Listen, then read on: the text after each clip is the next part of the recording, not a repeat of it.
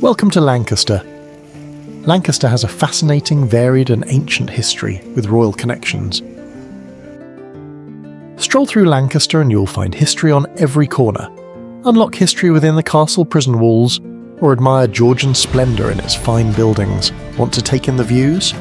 Then head up to Williamson's Park and enjoy the views from the Ashton Memorial, one of the North's great follies. Lancaster really is one of England's heritage cities with a big story to tell. In this historic tour of Georgian Lancaster, you will learn a great deal and very interesting insights into Lancaster's hidden history.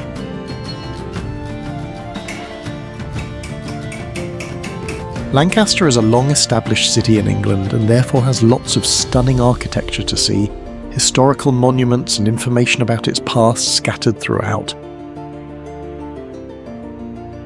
So sit back, relax and enjoy the tour of Lancaster.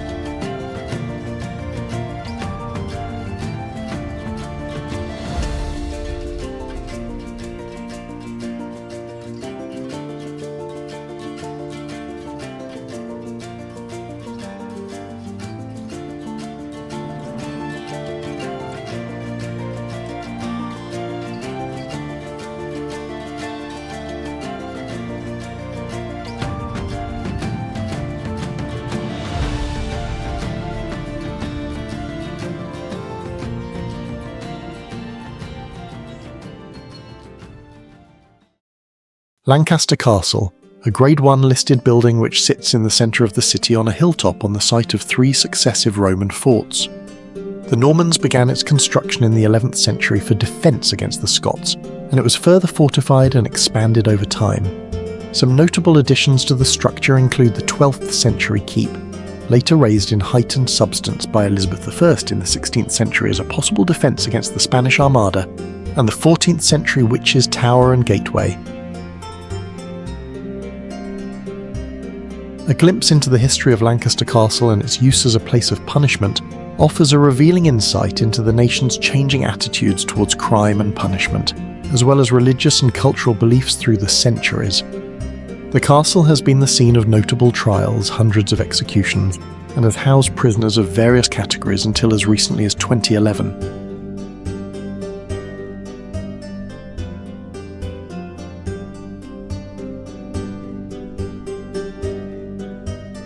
Until 1800, condemned criminals at Lancaster were executed at a place called Gallows Hill on the moors close to Williamson Park.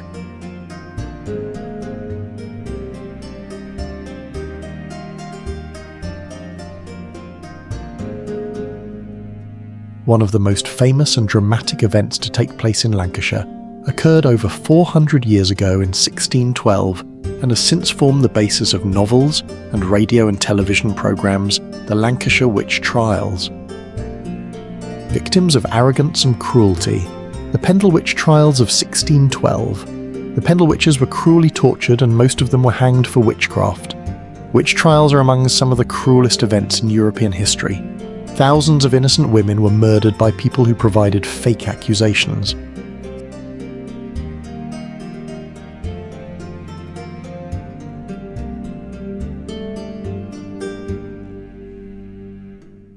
When driven by fear of the unknown, some people have always reacted with irrational and cruel actions. Witches were viewed as dangerous creatures to closed-minded people who identified them with evil spirits. Although they never tried to convert the whole world to one religion, witches were seen as a danger to religious doctrines. In ancient times, witches were often associated with pagan belief systems that revered nature and its forces. They were believed to commune with spirits, use herbs and potions for healing and even powerful witch symbols, and perform divination rituals. In some cultures, witches were revered as wise women who held immense knowledge of herbal medicine and were sought after for their healing abilities. However, as time passed and religious ideologies shifted, the perception of witches underwent a drastic transformation, leading to their demonization and persecution in later centuries.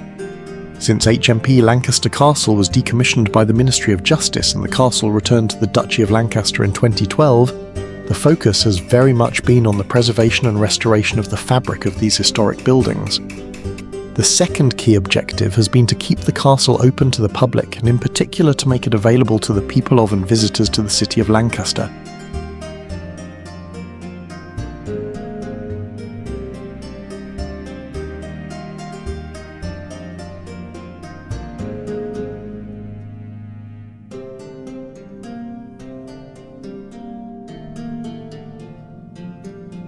Dominating the local skyline of Lancaster, the castle is one of England's best preserved.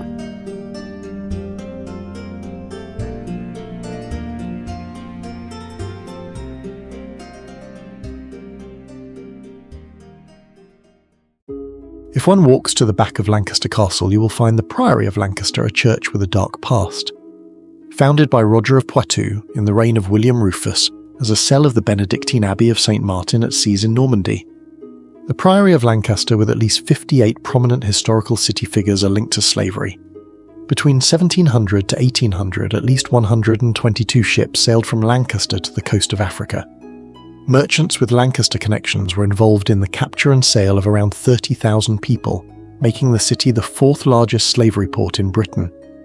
Many of the ships that transported enslaved Africans to plantations in the Americas were built at Brockbank's shipyards on the site of Greenair in the early 1700s.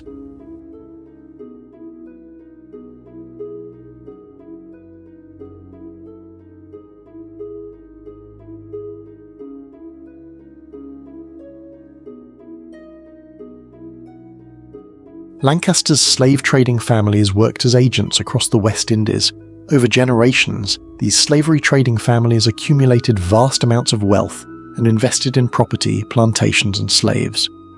Their descendants often invested their inherited fortunes in mills and businesses. If we trace these histories, we can see how the profits from the business of slavery financed the city as we know it today.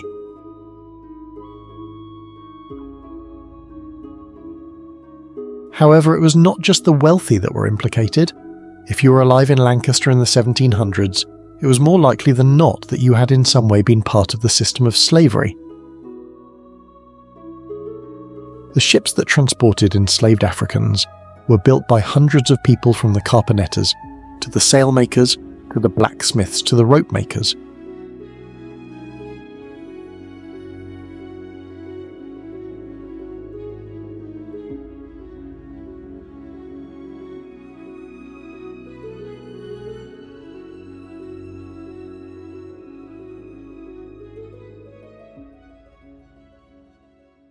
A mystical energy labyrinth can be found also at the back of Lancaster Castle. The concept behind energy labyrinths is that as you walk the winding path, you undergo a transformative journey. The journey typically consists of 3 phases: releasing, receiving, and returning. Each phase corresponds to different emotions and energies, making the labyrinth a powerful tool for self-reflection and healing. My visit to the energy labyrinth was a truly incredible experience. One that left me with a renewed sense of self-awareness and emotional balance. This ancient practice of walking energy labyrinths can be a powerful tool for anyone seeking inner transformation and a deeper connection with nature. As I left that day, I couldn't help but reflect on the symbolism of the labyrinth's 3 phases. It reminded me that life is a journey filled with ups and downs, and it's essential to release the past, receive the present, and return to the world with a joyful heart. If you ever find yourself in need of a profound and transformative experience, consider embarking on a journey through an energy labyrinth. It might just lead you to unexpected places within yourself and fill your heart with the magic of nature's healing energies. Discovered and excavated in 1973, the Roman bathhouse in Vicarage Field, Lancaster, formed one end of a large courtyard house, probably the home of a Roman official. Much of the actual bath part of the building is unfortunately hidden beneath a multi-storey car park, but you can see the base of the walls and the remains of the hippocaust system used to heat the baths. Nestled below Lancaster Castle, the Judge's Lodgings dates back nearly 400 years on a site that has been at the centre of Lancaster's history for nearly 2,000 years. The current house was built around 1625 by Thomas Cavell, keeper of the castle, and famous for locking up the Pendle Witches during the infamous Lancashire witch trials. From 1826, the house became a lodgings for the travelling Red Judges of the Assizes courts. Dressed in their scarlet robes, the judges decided the fate of murderers, forgers and highwaymen at Lancaster Castle. Many innocent lives were ruined by dreadful miscarriages of justice here by the judges.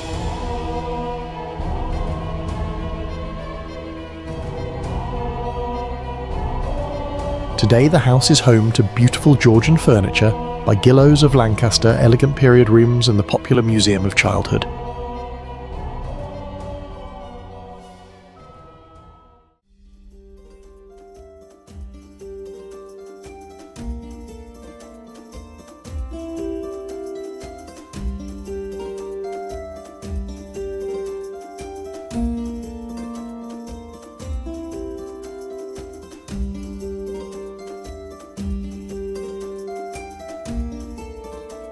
The Grand Number 19 on Castle Hill was built in 1785 as a dispensary. Its diminutive neighbour dates from 1739 and was split into two in 1820. Grade 2 listed, now housing Fine and Country, estate agents, and the Cottage Museum respectively. The latter offers an intimate glimpse of early Victorian life and lets you discover gadgets and utensils used in the 19th century.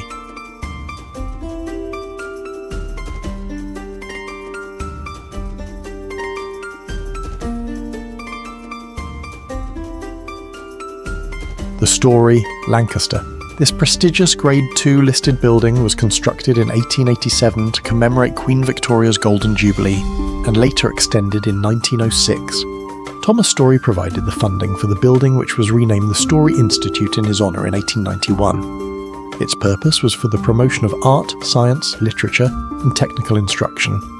Its first art exhibition, held in 1889, included paintings by Gainsborough, Constable and Canaletto. The Story is one of the most recognisable buildings in the city and is a gateway to the town centre. It also acts as the gateway to Castle Hill and the medieval Lancaster Castle.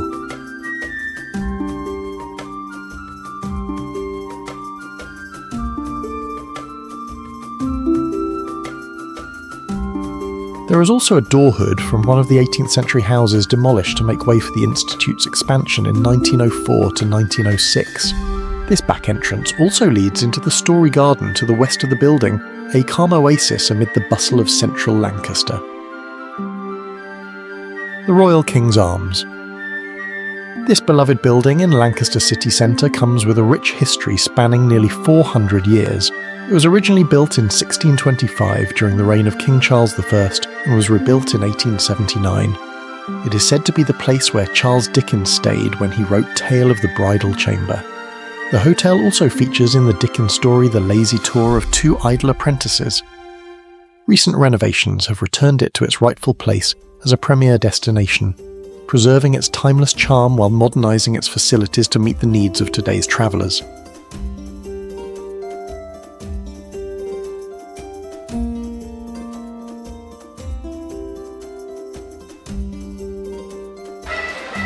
The impressive City Museum is housed in Lancaster's former town hall, right on the edge of the busy Market Square. The elegant Georgian building was allegedly constructed between 1781 to 1783 to the designs of Major Thomas Jarrett and Thomas Harrison. The museum itself was founded in 1923, and its varied collection and dioramas led visitors through the social and industrial history and archaeology of Lancaster, and the stories of the people who have made the city what it is today. Perhaps the single most important item in the museum is this 1st century memorial discovered in 2005. The tombstone is carved with the likeness of a mounted Roman officer of the auxiliary cavalry with a decapitated enemy at his horse's feet. The soldier holds his enemy's head high in an attitude of triumph. The Latin inscription reads, "To the shades of the dead, Insus, son of Verdulus, citizen of the Trevery, cavalryman of the Alar, Augusta, troop of Victor, curator, Domitia his heir had this set up."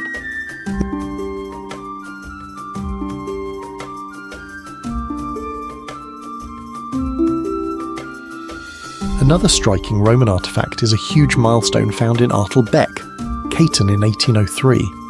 The column dates to AD 127 to 138 during the reign of Emperor Hadrian.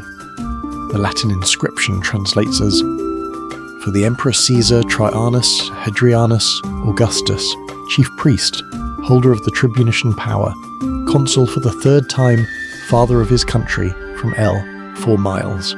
The museum features several fascinating tableaux or period settings, illustrating ordinary life at different time periods in the city's history. There is an exhibition on the history of Cockesand Abbey, including medieval tiles found at the abbey. There are several items related to Lancaster Castle, including a massive key to the castle that once belonged to E.B. Dawson, who served as constable from 1906 to 1916. The museum boasts an excellent collection of historical portraits.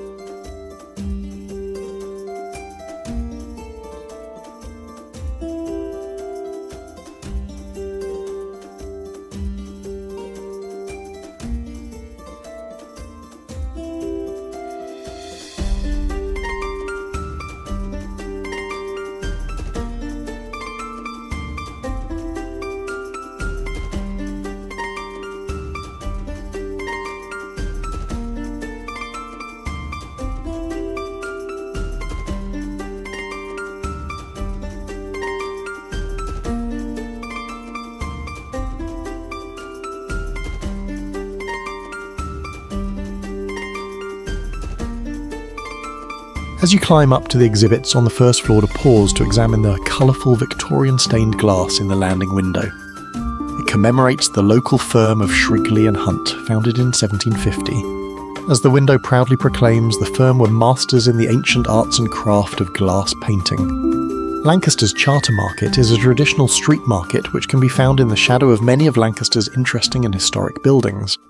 The market is held every Wednesday and Saturday and features a wide range of stalls, including it is located on Market Street, a few hundred feet east of New Street. It is believed the square was founded around 1193, when a borough charter was granted to the town, allowing it to hold a market.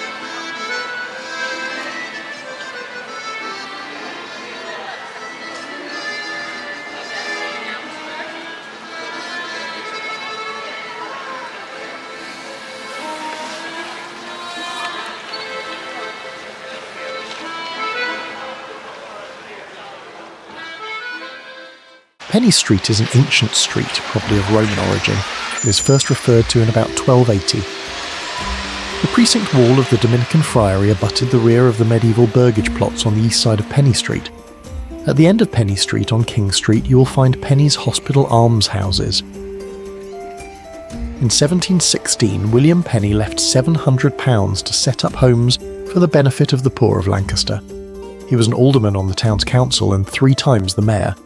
His bequest was for 12 houses and a chapel for poor indigent ancient men and women. They were originally known as Penny's Hospital, being not a hospital in the modern sense of the word, but a place of hospitality and shelter. Lock Street United Methodist Church. It was founded before 1868 and now been converted into the Sultan of Lancaster Indian restaurant.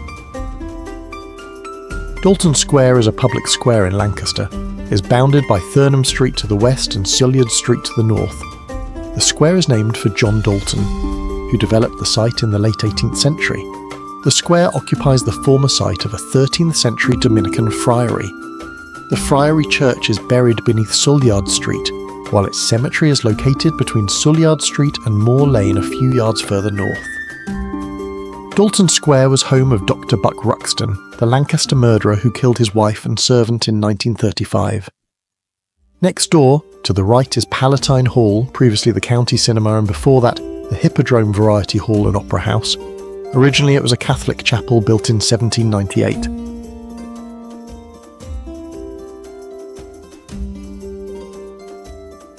The Victoria Monument was given to the town by Lord Ashton in 1907. It was originally intended for Williamson Park. The sculptor was Herbert Hampton. Queen Victoria and 4 lions are in bronze. The panels have reliefs of 53 eminent Victorians. 5 had strong Lancaster connections. Only 2, Florence Nightingale and George Eliot. The corner pieces represent truth, wisdom, justice and freedom. The new town hall, built on the site of Georgian merchants' houses, was designed by E.W. Mountford, who was also the architect for the Old Bailey in London and was paid for by Lord Ashton. It opened in December 1909, replacing the old town hall in Market Square. It originally contained police headquarters and courts, as well as council offices.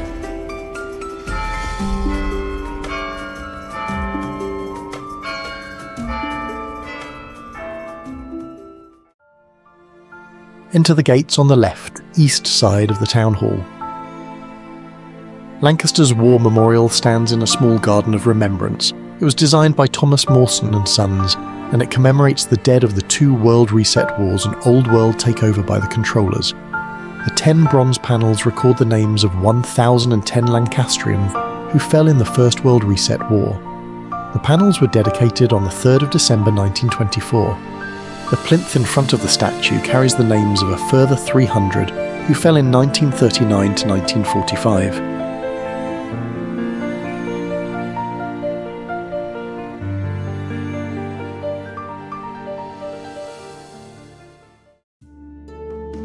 Stonewell is situated at the junction of St Leonard Gate Church Street and Moor Lane. The entrance to Moor Lane is in the right foreground. The entrance to St Leonard Gate is in front of the former church built in 1879 for the Congregationalists.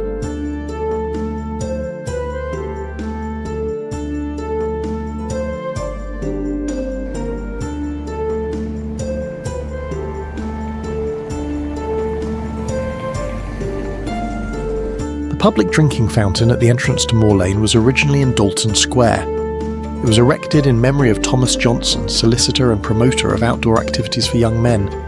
It was moved to its current location when the new town hall was built in 1909. Lancaster offers bags of independent charm with designer boutiques to vintage shops near the drinking fountain. You will find many unique gift shops and stores.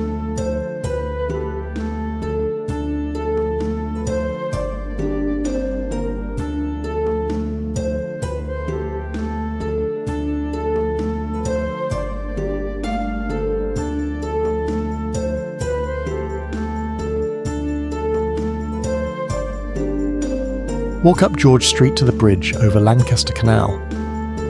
Linking Preston to Kendal, the Lancaster Canal is one of the country's few coastal canals.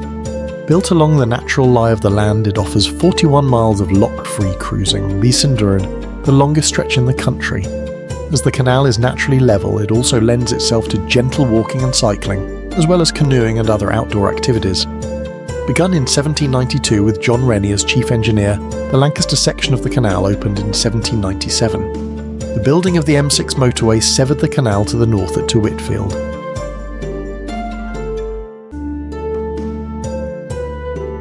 The Story family, oilcloth and table baize manufacturers, had their mills at Whitecross.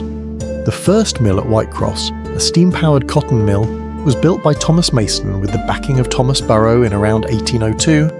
Mason died in 1827, and the mill was taken over by George Burrow, the son of Thomas, and his partner Thomas Houseman Higgin. Cotton manufacture declined in the 1840s, and the mill passed through several hands before being bought by the Story brothers and re-equipped for oilcloth manufacture in 1856.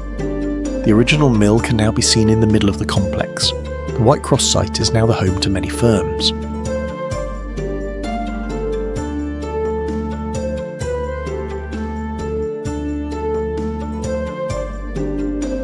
Across from the Lancaster Canal we find the Lancaster Cathedral. A cathedral steeped in history and architectural splendour, Lancaster Cathedral beckons visitors with its Gothic revival charm and intricate design elements that have stood the test of time. The grandeur of its 240-foot steeple and the delicate beauty of its stained glass windows hint at the rich tapestry of stories waiting to be uncovered within its hallowed halls. As a Grade 2 listed building that has withstood the years, Lancaster Cathedral offers more than just a glimpse into the past. It presents an opportunity to witness the convergence of art, faith, and heritage in a single awe-inspiring structure.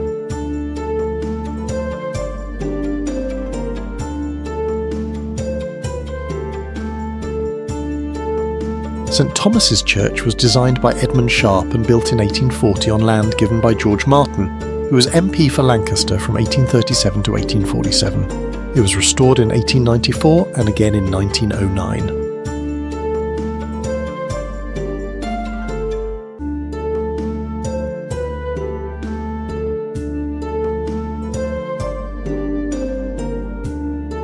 The Pendle Witch pub is without a shadow of a doubt the most famous pub in Lancaster.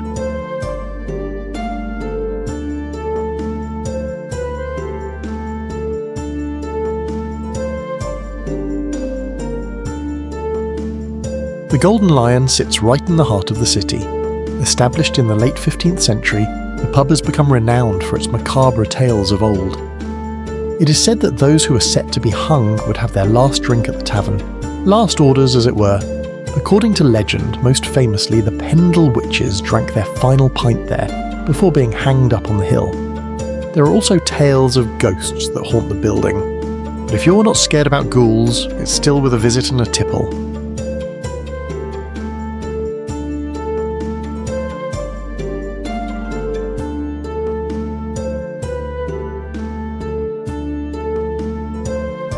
The assembly rooms were built in 1759 by the trustees of Penny's almshouses. Income from social events at the assembly rooms provided for the almshouses. It now houses market stalls. Across the road from the Lancaster Baptist Church, hidden behind a wall, you will find an ancient water well.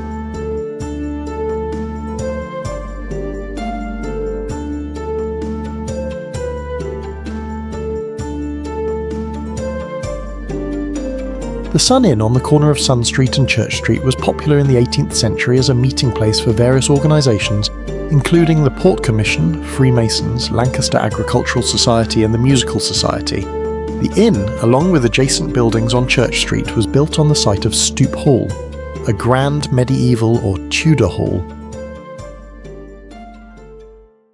The Music Room. This striking Georgian building was built as a summer house by the Martin family of Church Street in the 1730s. It originally stood in its own gardens, but these were sold for building in 1797, by which time the house was no longer used. The first floor has some very fine Baroque plasterwork depicting the 9 Muses and early Roman emperors. It is now a landmark trust property. There is a cafe on the ground floor. The music room is like an inside-out wedding cake. Upstairs wraps you like a warm blanket, downstairs you sleep like royalty.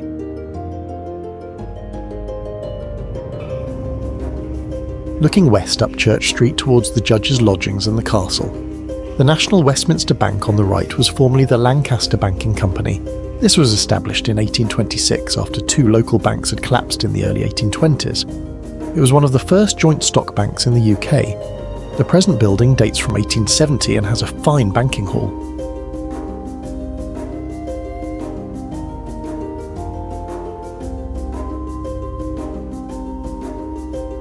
The front of 76 Church Street dates from the 1730s, but the rest of the building may date from 1637. It was owned by the Martin family in the 18th century, and Bonnie Prince Charlie stayed here in October 1745 on his way south, and again in December 1745 on his way back north. It became home of the Conservative Club in 1883 until 2000, when the building became offices. Castle Hill was originally the offices and workshops of the Gillow cabinet makers. The building was probably designed by Richard Gillow around 1770. The Gillow family ceased to be involved with the business in the 1830s, and in 1881 the workshops and showroom moved to larger premises in North Road, number 20 Castle Park. The date stone above the entrance of this house reads 1720. It was built originally for the Birdsworth family, here lawyer, and was later owned by the Satterthwaite merchant family. The stables and coach house next door are now residences. Castle Park, on the south side of the castle precinct, became a select area during Lancaster's prosperous maritime era. Many of the houses were built for wealthy merchants in the 18th century.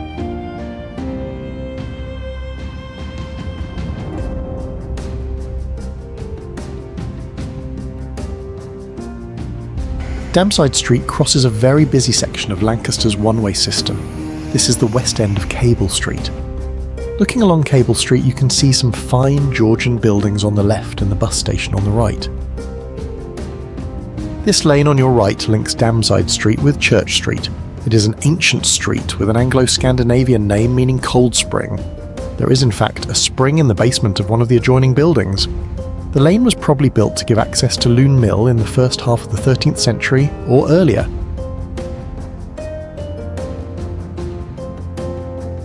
Skirton Bridge. From the riverbank at Green Ayr, look upstream to see Skirton Bridge.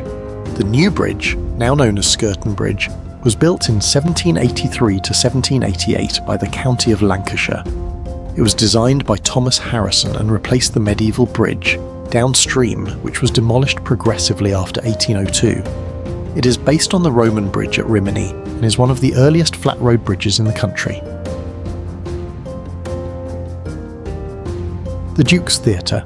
Originally St Anne's Church, it was built in 1796 by a wing of the local Anglican church. It now houses the Duke's Theatre and Quality Cinema.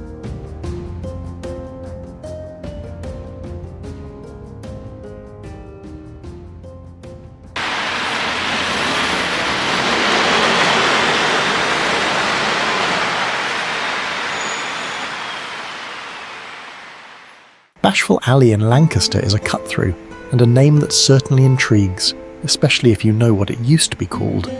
As an original haunt of sailors and prostitutes back in the boomtown Lancaster of the 18th century, it had a specific purpose that isn't hard to guess. Francis Passage off Penny Street, Lancaster. One of the oddest named thoroughfares in Lancaster is Francis Passage between Penny and Gage Streets. Despite sounding like a female name with an extra F, it should in fact be pronounced Francis Passage. It originally belonged to the Frantz family of Rockcliffe Hall. In 1848, the Frantz family sold the historic passageway, but the corporation bought it for use of the general public as it was a very useful and well-used thoroughfare into the town centre. The Wesleyan Methodist Church was founded before 1795 from Religust societies founded by John Wesley and his preachers.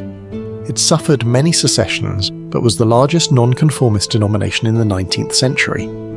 In 1932, the Wesleyan Methodists joined with the Primitive Methodists and the United Methodists to form the Methodist Church of Great Britain. At the highest point of Williamson Park stands the Ashton Memorial.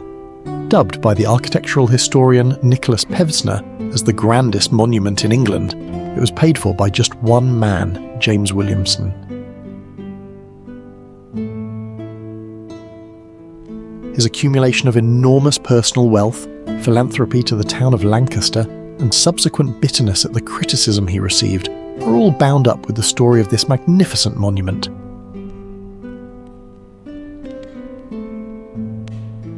The monument can be seen from miles around and is familiar to the thousands that pass it every day on the M6 motorway.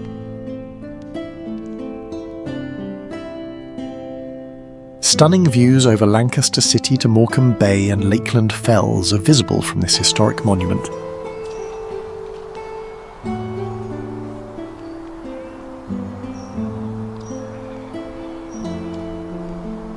It's easy to see why Lancaster is heralded as one of England's heritage cities. Its historic buildings and captivating past help to make it a city that offers plenty to admire.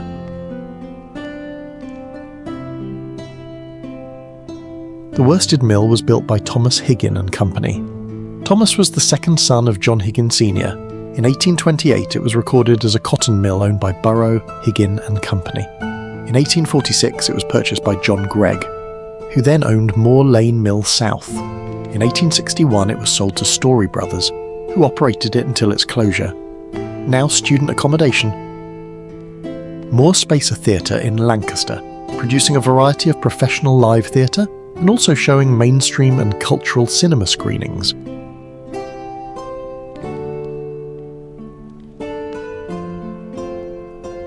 The smell of freshly brewed coffee, gentle music and the lull of peaceful chatter are what greet you at local plant-based cafe, the Herbarium, situated on Great John Street where the old fishing shop used to be.